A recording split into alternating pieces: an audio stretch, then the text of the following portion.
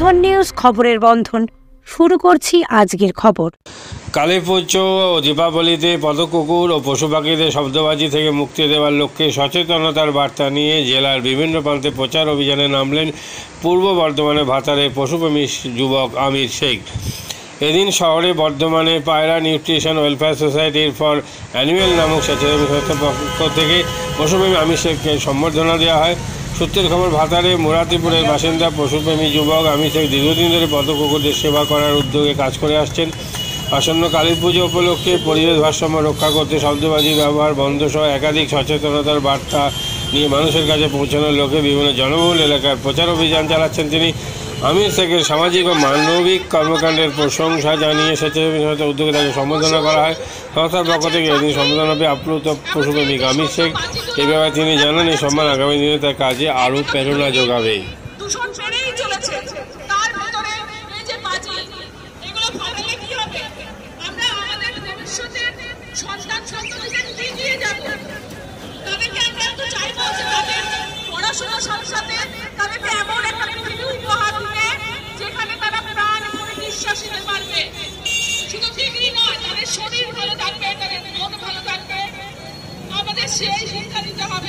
শহরে তাদের মুরাতিপুর থেকে এসেছেন মাননীয় শ্রী আমির শেখ মহাশয়, যিনি দীর্ঘদিন ধরে পথ পশুদের সেবা করে চলেছেন নিঃস্বার্থে, এবং শুধু পথ পশু নয়, পাশাপাশি তিনি এলাকার দুস্থ মানুষের দিকেও সর্বদা সাহায্যের হাত বাড়িয়ে দিয়েছেন। আজকে বেশ কিছু মানবিক আবেদন নিয়ে তিনি এসেছেন পথকুকুরের জন্য। এবং সামনে দেওয়ালি কালী পুজো, আপনারা জানেন এই কালী পুজোতে যে বাজি ফোটায় এবং রাস্তা ধারে অবলা প্রাণী পথ কুকুর যখন থাকে, এই বাজি কিন্তু তাদের প্রাণী গায়ে ছেড়ে দেয় এবং ওই বাজি যদি শরীরে লাগে তাদের ক্ষত প্রাণীটা দেখা যায় এবং ওই অবলা প্রাণী রাস্তায় পড়ে থাকে। চিকিৎসকের মতো এবং সাধারণ মানুষ তুলে নিজের মতন কেউ থাকে না, একমাত্র যারা পশুপ্রেমিক এই অবলা প্রাণী তুলে নিজে তারা সেবা চিকিৎসা করে। তাই প্রত্যেকটা মানুষকে অনুরোধ করছি, আপনারা হয়তো জানেন এই রাস্তার কত কুকুর, 2-4টা মা কুকুর আছে, হয়তো 2-4 মাস পর এবং সেই বাচ্চা হবে এবং সেই প্রাণী সমাজে 2-4টে মানুষ আছে, সেই মা কুকুরগুলো আমরা এই অবলা প্রাণী পদ কুকুরের জন্য যে বিচার করতে এসেছি। আপনারা হয়তো জানেন অবলা প্রাণী পদ কুকুর এটা দেহের মতো নাই, একমাত্র যারা পশু প্রেমিক অবলা প্রাণী পদ কুকুরের পাশে থাকে এবং সেবা করে থাকে, তুলে নিজে চিকিৎসা করে। এবং সমাজে 2-4টে মানুষ আছে এই অবলা প্রাণী পদ কুকুর যে বাজিকে কুকুরের গায়ে ছুঁড়ে দেয় এবং নিজের মতো বেঁধে দেয়, কিন্তু সেই প্রাণীটা ছুটে বেড়ায়, কিন্তু সেই বাজি ছিটকে তার চোখে বুকে লাগে, কিন্তু শরীরের মধ্যে ক্ষত গায়। এবং 2-1টা গায়ের মধ্যে মা কুকুর থাকে, তাদের বাচ্চা থাকে এবং সেই বাচ্চার কতটা ক্ষতিকর আপনারা তো বুঝতে পারছেন। এবং সেই কুকুরটার চিকিৎসা করার মতো কেউ থাকে না, কিন্তু তার এই কুকুরটা আস্তে আস্তে তার মৃত্যু থেকে এগিয়ে যায়, কিন্তু তার বাচ্চাটা কিন্তু মারা যায়। এই ধরনের প্রাণী তাই প্রত্যেকটা ভাইয়ের কাছে আমরা অনুরোধ করছি, এই ধরনের মানুষ যদি বাজি ছুড়ে দেয়, লেজে বেঁধে দেয়, আপনারা একটু প্রতিবাদ করবেন যে ভাই এই অবলা প্রাণী তো কিছু করে নাই, কুকুর এই ধরনের কাজ করছে, ওদের চিকিৎসা করার মতো কেউ থাকে না, ওদের পাশে কেউ থাকে না, একমাত্র যারা পশু প্রেমিক অবলা প্রাণী কুকুর খাবার দেয় সেই ব্যক্তি থাকে, কিন্তু সাধারণ মানুষ কিন্তু থাকে না, একমাত্র সেই পশু প্রেমী থাকে। তাদের যে কতটা কষ্ট হয়, একটা প্রাণী যদি এই রাস্তায় এই করে থাকে, কিন্তু এইভাবে প্রাণী কোনো মারা যায়, ওরা খাবার কোনো পায় না, একটা দোকানের সামনে মুখ করে তাকিয়ে থাকে, একটু খাবারের জন্য তাকায়, কিন্তু সমাজে 2-4টে ভালো মানুষ আছে সেই খাবার ছুড়ে দেয়। আবার সমাজে 2-4টে দোকানের মানুষ দাঁড়িয়ে থাকে, তারা লাঠি করে এবং ঢালা মারে, লাত মারে, তাকে তাড়িয়ে দেয়, খাবার দেয় না, সেই কুকুর কিন্তু কামড়ায় না। তাই ভাই আজকে আপনাদের কাছে এসেছি, আজকে দেখে ভাই বোন দাঁড়িয়ে আছে, শুধু একটা অবলা প্রাণী পদ কুকুর পশু পাখির জন্য এই কালী পুজো দেওয়ালিতে আমরা দেখি যে বাজির শব্দটা নিতে পারে না, ওদের শরীরে ক্ষতিকর, সেই শব্দটা বিশাল ক্ষতিকর।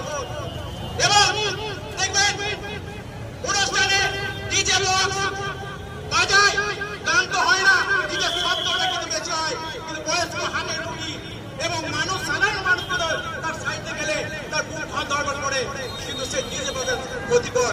তাই ভাই আপনাদের কাছে জোর হাত করে অনুরোধ করছি, আপনারা একটু সাবধানে করবেন, যাতে অবলা প্রাণী পথ চলতি মানুষের যেন ক্ষতি হয় না। আজকে আমরা বিশেষ করে এই কালী পুজোর দিনে আমরা এসেছি, প্রত্যেকটা মানুষের কাছে অনুরোধ করছি, ভাই বোন আপনারা রাস্তায় তো রয়েছে, আমাদের বার্তা মানুষের কাছে পৌঁছে দিবে এই পশু পাখি অবলা প্রাণীর জন্য।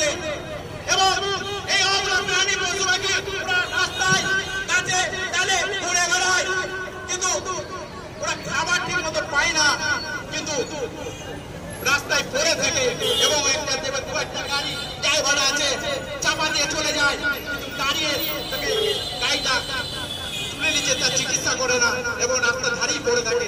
একমাত্র যদি পশু প্রেমিক সেই সাইডে বেরিয়ে যায়, সেই কুকুর থেকে ছেড়ে দিয়ে যাবে না, তুলে নিচে তাই চিকিৎসা করবে, কিন্তু সাধারণ মানুষ কিন্তু বেরিয়ে যাবে, কিন্তু কুকুরটাই পড়ে থাকে। তাই ভাই আপনারা এই অবলা প্রাণী মতো কুকুর পশু পাখির জন্য একটু ধ্যান দেবেন। এবং দেখবেন মাঠে জঙ্গল গাছ পাট থাকত, কিন্তু আস্তে আস্তে কেটে দিয়ে তাকে জমি করে নিয়েছে, গাছটা কেটে দিয়েছে, গাছ কিন্তু আর লাগাচ্ছে না। সেই পশু পাখি কিন্তু দেখবেন সাপ পটাশিয়াম কিন্তু গ্রামে ঢুকে পড়ছে, কিন্তু জঙ্গল আর ঢুকছে না।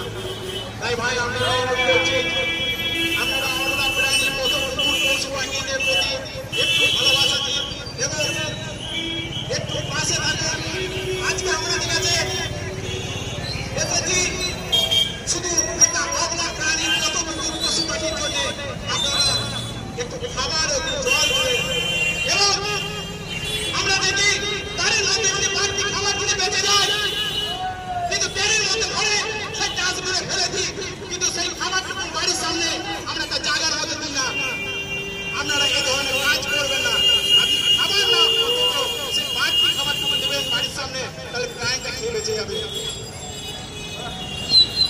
সামনে দীপাবলি কালী পুজোয় যে বাজি ফুটানো হয়, সেই শব্দটা অবলা প্রাণী পদ কুকুর পশু পাখি নিতে পারে না, তাদের শরীরে আস্তে আস্তে তার ক্ষত ঘা দেখা যায় এবং সেই বাজি ছিটকে তাদের শরীরের মধ্যে পড়ে, কিন্তু ক্ষত ঘা দেখা যায়, কিন্তু সেই প্রাণীটা চিকিৎসা করার মতন কেউ থাকে না এবং রাস্তায় সেটা পড়ে থাকে। কম খরচে বিশ্বমানের আধুনিক চিকিৎসা হুগলির মিডল্যান্ড নার্সিংহোমে। বাংলার বিশিষ্ট চিকিৎসকরা এই নার্সিংহোমে রোগীদের চিকিৎসা করেন। জটিল রোগের চিকিৎসার জন্য রোগীদের আর দক্ষিণ ভারত যাওয়ার দরকার নেই। হুগলির মিডল্যান্ড নার্সিংহোমে পাওয়া যাবে বিশ্বমানের আধুনিক চিকিৎসা পরিষেবা। এখানে প্রসূতি মা ও সদ্যজাত শিশুদের বিশ্বমানের আধুনিক চিকিৎসা পদ্ধতিতে চিকিৎসা করে থাকেন গাইনো ও শিশু চিকিৎসকরা। দুপুর 12টা হোক বা রাত্রির 12টা, রোগীদের জন্য 24 ঘন্টা চিকিৎসা পরিষেবা বজায় রেখেছে হুগলির মিডল্যান্ড নার্সিংহোম। আমি ডক্টর মানস ঘোষ, আমি মিডল্যান্ড নার্সিংহোমের মেডিকেল ডিরেক্টর। বিশেষত্ব বলতে যেটা আপনি বললেন, একটা হচ্ছে এনআইসিইউ, নিউনেটাল কেয়ার ইউনিট। আমি বলতে পারি এটা আমাদের আশেপাশে হুগলি জেলায় নেই। নিউনেটাল মানে হচ্ছে যেটা বাচ্চা জন্মের পরেই প্রথম 28 দিনকে আমরা নিউনেট বলি, প্রথম ফার্স্ট 4 উইকস। তো এই সময়ে বাচ্চাদের সমস্ত রকমের চিকিৎসায় বলুন বা তাদের দেহের গঠন বলুন বা তাদের রোগগুলোই বলুন, সেগুলো সবগুলো অন্যান্য বাচ্চা মানে তার থেকে বড় বাচ্চার থেকে কিন্তু অনেকটাই আলাদা। এবং এই ক্ষেত্রে বাচ্চারা খুব সেন্সিটিভ হয়, বাচ্চাদের রোগ প্রতিরোধ ক্ষমতাও অনেক সময় কম থাকে এবং এগুলোর জন্য স্পেশাল কেয়ার লাগে নিউনেট, এবং তাদের পুরো চিকিৎসা পার্টটা একটা আলাদাভাবে তৈরি হয় প্রথম 28 দিনের জন্য। আমরা এখানে চুঁচুড়া, বিশেষ করে চুঁচুড়া এবং হুগলিবাসীর জন্য এই জিনিসটা আমরা আনতে পেরেছি, যেখানে আমাদের বাচ্চাদের এই নিউনেটদের ক্রিটিক্যাল মানে খুব খারাপভাবে যে নিউনেটগুলো জন্মেছে বা যারা জন্মের পরে যারা হাঁপাচ্ছে বা যারা মেকোনিয়াম খেয়ে ফেলেছেন বা যাদের কোনো জন্মের পরে কোনো রকমের শ্বাসকষ্ট বলুন বা কোনো রকমের অসুবিধে হয়েছে বা জন্ডিস ধরা পড়েছে বা অন্য কোনো কমপ্লিকেশান হয়েছে, সেই ধরনের বাচ্চাদের চিকিৎসা করার জন্য উপযুক্ত ব্যবস্থা আমরা এখানে করতে পেরেছি। তার ভিতরে আমরা বলতে পারি আমাদের এখানে ওয়ার্মার আছে সাফিসিয়েন্ট, আমাদের এখানে 6টা বেডের জন্য ওয়ার্মার আছে, এবং আমাদের এখানে ফটোথেরাপি মানে বাইলেয়ার ডবল সারফেস ফটোথেরাপি আছে যাদের কনজেনিটাল বা যাদের জন্ডিস ধরা পড়েছে তাদের জন্য, এবং বাচ্চাদের ভেন্টিলেটার আছে আমাদের একদম নিওনেটদের জন্য।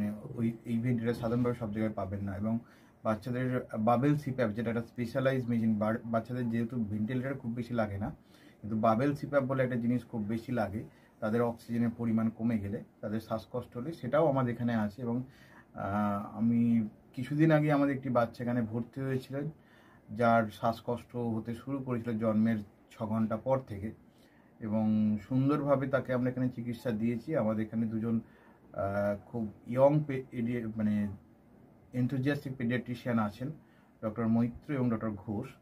তো তারা দুজন তাদের দুজনের আন্ডারেই বাচ্চা ভর্তি ছিলেন। অন্য পেডিয়াট্রিশিয়ানরাও আসেন, বাট এনারা আমাদের এখানে সবসময়ই থাকেন মোটামুটি একটা স্তম্ভের মতো আমাদের নিওনেটাল কেয়ার ইউনিটের জন্য। এবং বাচ্চাটি এই মুহূর্তে খুবই ভালো আছে, তাকে আমরা ডিসচার্জ করেছি। এটা কি প্রিম্যাচিওর বেবিদের ক্ষেত্রে এটা বেশি প্রয়োজন হয়?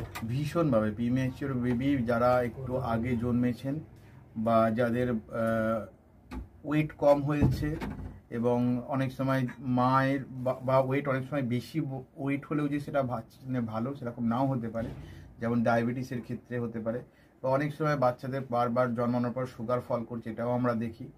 অনেকগুলো কারণেই যেগুলো জন্মের পরে পরেই যে সমস্ত সমস্যাগুলো হয় সেগুলোর জন্য এরকম স্পেশালাইজ ইউনিট দরকার হয়, নিওনেটাল কেয়ার ইউনিট, এবং সেটা আমরা এখানে করতে পেরেছি। প্রথম কথা হচ্ছে জীবনের দাম সব থেকে বেশি, ঠিক আছে, এবং যে মা 10 মাস তার বাচ্চাটাকে গর্ভে ধারণ করেছেন তার জন্য সারা পৃথিবীর সব থেকে মূল্যবান জিনিস বা সেই বাবাটির জন্য কিন্তু সেই শিশুটি। রিগার্ডিং কস্ট যদি বলেন, আমরা এমনিতে একটা মফস্বল এলাকাতে থাকি এবং আমাদের পুরো নার্সিংহোমটাই মফস্বল এলাকাতে। আমরা সেটার কথা মাথায় রেখে আমাদের যে সমস্ত কস্টগুলো রেখেছি, এবং এই যেটা বললাম কয়েকদিন আগেই আমাদের একটি বাচ্চা যাকে হঠাৎ করে শিফট করতে হয়েছিল নিকুতে, সেই চিকিৎসা পেয়ে গেল। তার বাবা মা দুজনেই খুব স্যাটিসফাইড। আমাদের সেটা আমাদের যে ফেসবুক আছে পেজ আছে, সেখানে আপনারা তাদের কথা শুনলে বুঝতে পারবেন, এবং কস্ট মানে যথেষ্ট রিজনেবল। আমি একেবারে কম বেশি এরকম বলবো না, আমি বলবো রিজনেবল। আমাদের মফস্বলের জন্য যেটা হওয়া উচিত সেই রকমই করা আছে।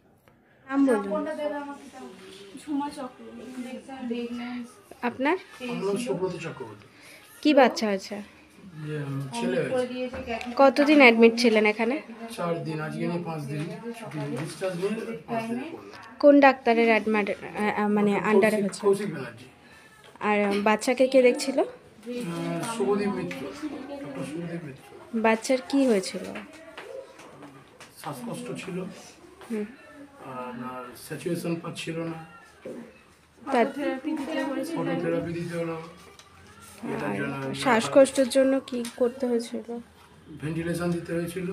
প্রথম সকাল থেকে তো এমনি নর্মাল অক্সিজেন চলছিল, রাতের দিক থেকে আবার ভেন্টিলেশন দিতে হয়েছিল। এখন কেমন আছে বাচ্চা? এখন ভালো আছে, একদম সুস্থ। মা কেমন আছে? মা ভালো আছে। আচ্ছা, আজ বাড়ি যাচ্ছেন তো? হ্যাঁ, থ্যাংক ইউ। হুগলির কোদালিয়ায় জাতীয় যুব কম্পিউটার সাক্ষরতা মিশন স্কুল পড়ুয়াদের পাশাপাশি তরুণ প্রজন্মের কাজে স্বনির্ভর হওয়ার জন্য বিশ্বমানের কম্পিউটার প্রশিক্ষণ কেন্দ্র। এখানে ক্লাস 3 থেকে ইঞ্জিনিয়ারিংয়ের কম্পিউটার কোর্স পর্যন্ত প্রশিক্ষণ দেওয়া হয়। এই হুগলির কোদালিয়া জাতীয় যুব কম্পিউটার সাক্ষরতা মিশন প্রশিক্ষণ কেন্দ্র থেকে কম্পিউটারে প্রশিক্ষণ নিয়ে দেশে বিদেশে অনেক ছাত্রছাত্রী আজ প্রতিষ্ঠিত।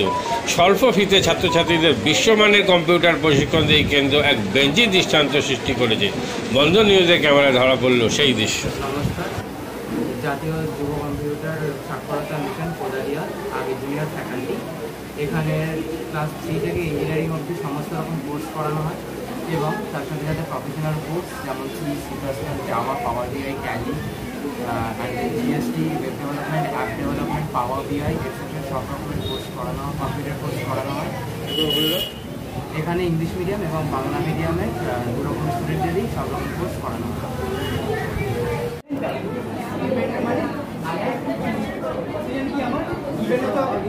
সেকেন্ড কি আমার ট্যালেন্ট গ্রুপ, রাইট? আমি এখানে কি করলাম, এই পার্টটা বার করছি কাকে? Very good. So এই পার্টটা, the first while loop is for the sum of digits and the second while loop is for the reverse.